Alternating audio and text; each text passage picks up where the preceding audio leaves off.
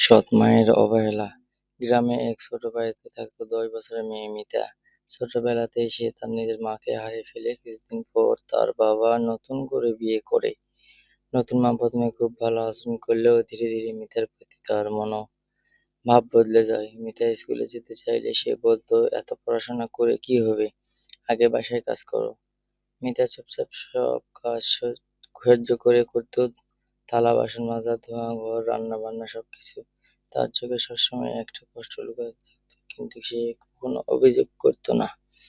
একদিন স্কুলের শিক্ষক নিজেই বাড়িতে এসে বললেন, আপনার মেয়ে খুব মেধাবী, তাকে প্রত্যেকদিন সে একদিন অনেক বড় হবে। সৎ মা অবহেলা করে বলল, ও ওইসব করতে পারবে না। কিন্তু মিতা হার মানল না।